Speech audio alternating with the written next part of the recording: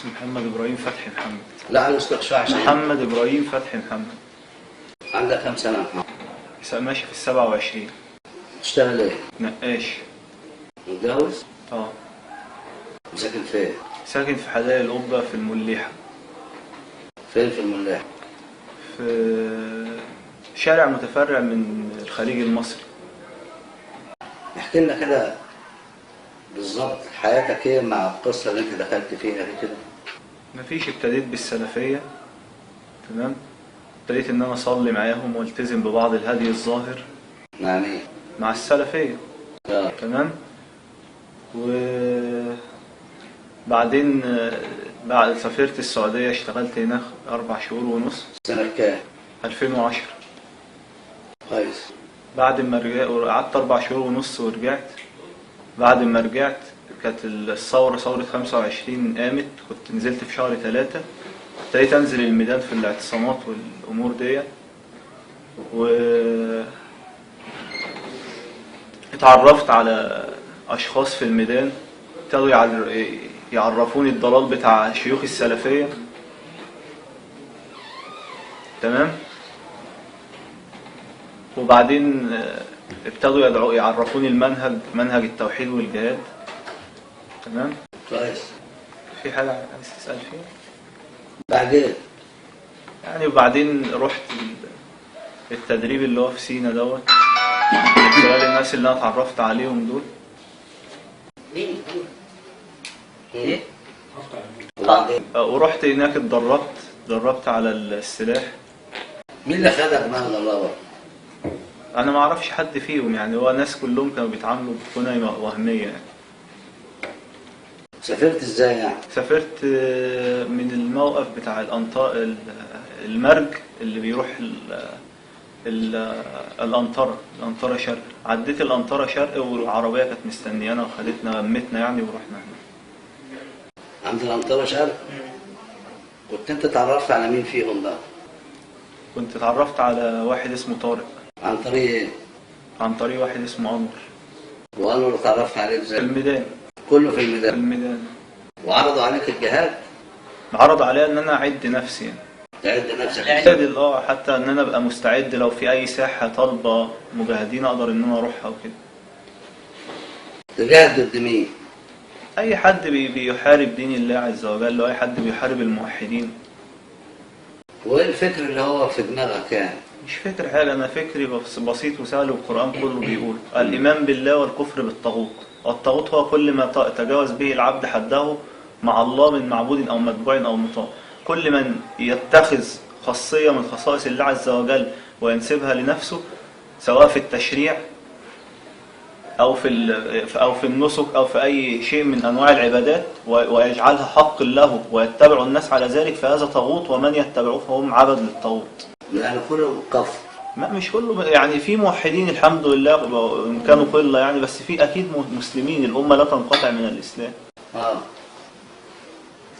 وبعدين بعد ما رحت سينا بقى اتدربت ورجعت. نزلت اشتغلت في محل البيتزا اللي هو في مصر والسودان دوت للمهندس. تمام. اشتغلت معاه تقريبا يعني 8 شهور او 9 شهور. وبعدها سافرت السودان، قعدت 9 شهور تقريبا، ورجعت قعدت. سافرت السودان تعمل ايه؟ سافرت اشتغل هنا. شغل مش جهاد يعني؟ لا. كويس. وبعدين؟ مفيش، رجعت بقالي 6 شهور قاعد هنا بسعى ان انا اعمل شيء في سبيل الله يعني، ضد الكفار اللي هم الجيش والشرطة. اللي هم ايه؟ الجيش والشرطة. كويس. وبعدين مفيش، انا ما كانش معايا قدرة ومش متيسر ماديا ان انا اعمل حاجة يعني، فكنت بحاول ان انا اسعى اشوف حد معاه حاجة يقدر يساعدني، يقدر يشتغل معايا. بس قابلت مين بقى اول واحد في المجموعة اللي كانت معاك دي؟ قابلت صاحبي طبعا كان وليد. اتعرفت عليه ازاي؟ وليد احنا متعرفين على بعض من ايام الميدان برضو، والعلاقة اتطورت من النت برضو. كويس. نفس الفكر؟ كويس. اتفقتوا على ايه؟ اتفقنا على الموضوع ان احنا نشتغل عمليات تمويلية من اموال الكفار، ان احنا ربنا سبحانه وتعالى يمن علينا ونقدر تبقى دي نواة نقدر من خلالها ننطلق للجهاد في سبيل الله. أموال الكفار اللي هم مين يعني؟ اللي هم النصارى واللي هم الجيش والشرطة. وإيه تاني؟ يعني بس اي كافر مقطوع بكفره، الاصل في مال الكافر ودمه الحل الا بعقد ايمان او امان، اما ان يدخل الاسلام ويؤمن، اما بعقد ايمان، وعقد الايمان يندرج تحته عقد الذمه، ان يكون ذمي او معاهد او مستأمن. كويس.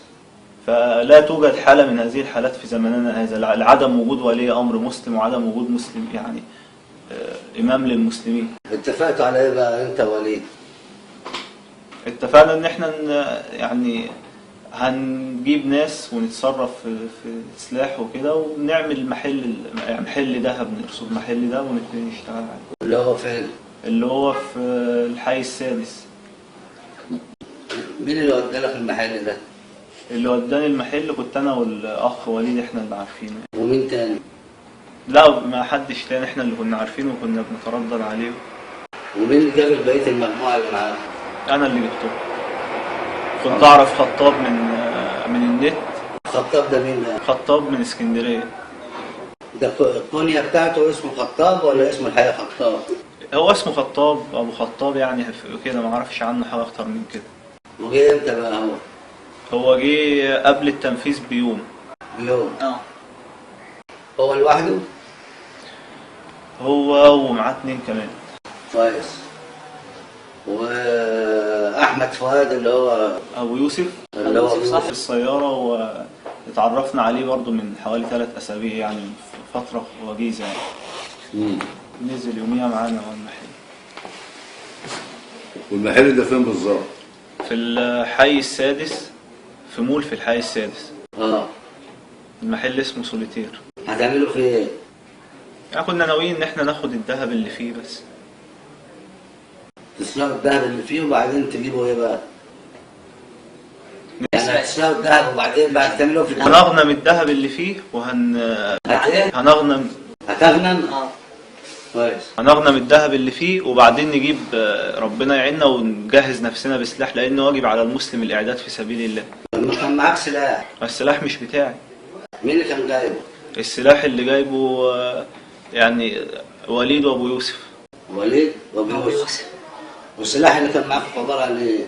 كلاشينكوف وبندقيه خرطوش. والذخيره؟ الذخيره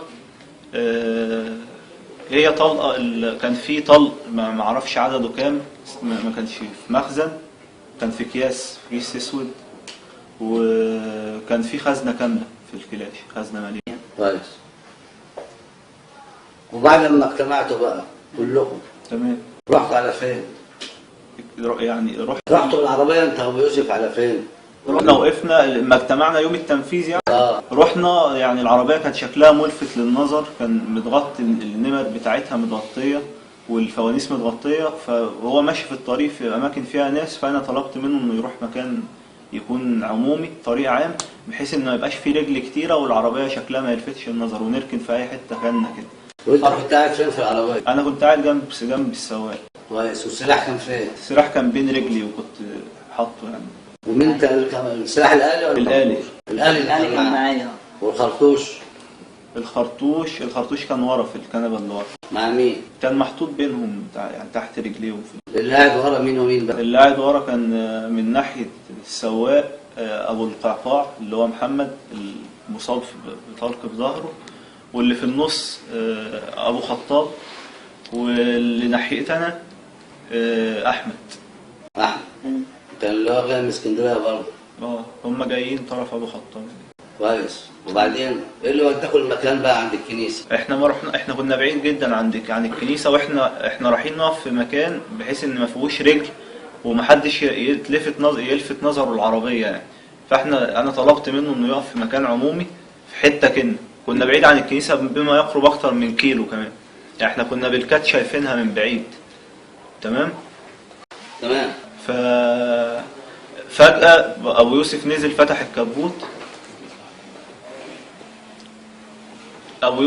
فتح الكبوت عشان محدش يشتبه فينا برضو، بحيث ان هو كأنه واقف بيصلحها بيعمل فيها حاجة. تمام.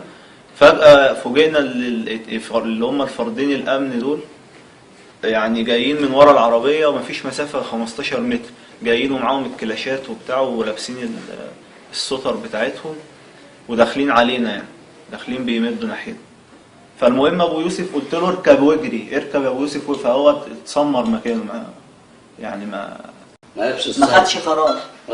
قعدت احاول معاه يركب ويجري، كانوا قربوا هم اكتر، فانا اضطريت ان انا اعمر وطلعت ضربت عليهم، فحصل الاشتباك ساعتها. مين اللي ضرب؟ انا ضربت. انت اللي ضربت الاثنين عملاء؟ اه. ها؟ انت اللي موتت الشرطي اللي كان موجود ده؟ ايوه انا اللي موت. وبعد ما ضربته ايه اللي حصل؟ حصل ضرب نار. مين اللي ضرب عليك نار؟ ما النار كانت جايه من ناحيه من الناحيه التانية من الطريق، وجايب وابل، يعني وابل نار جامد يعني. كويس. عملتوا ايه بقى؟ ما شفتش مين اللي كان بيضرب بصراحه. عملت ايه؟ ضربت، فضيت المخزن، وبعد ما المخزن خلص رميت الكلاش وانسحبت. جريت على فين بقى؟ جريت على المساكن اللي كانت جنب السياره. وعملت ايه بعد كده؟ مفيش، قلعت الهدوم. فين؟ كنت لابس طقمين فوق بعض وانا بجري في الشارع، وفي يعني الجاكيت قلعته وانا بجري في الشارع. لما دخلت جوه كده عند مساكن هاديه، طلعت قلعت البنطلون الترنج اللي كنت لابسه، وكنت لابس تحتيه بنطلون، قلعت بنطلون الترنج وكان فيه البطاقه بتاعتي. قلعت في المساكن يعني؟ اه. ها؟ اه. حد شافك؟ لا خالص؟ خالص. وبعد كده رحت فين؟ وبعد كده نزلت، رحت ركبت عربيه، وقفت عربيه عادي وركبت عربيه اللي هي الفان السبع راكب دي اللي بتروح الحصر، ركبت معاها، ومن هناك ركبت الرمسيس. كويس. اتظبطت امتى؟ اتظبطت امبارح الساعة حوالي 11 تقريبا. وهربت رحت فين بعد كده؟ مفيش، كنت قاعد مع ناس زمايلي يعني، طلبت منهم من على النت، يعني كلمتهم ان يشوفوا لي مكان بس ابات فيه الليلة، فقالوا لي قابلنا في تعالى لنا شبين، ورحت لهم شبين، فخدوني معاهم فغموني يعني عشان ما اعرفش المكان اللي هم قعدوني فيه وكده بس، ورحت قعدت معاهم. والدك عايش؟ والدي عايش. اه. والدتك؟ والدتي كويسة.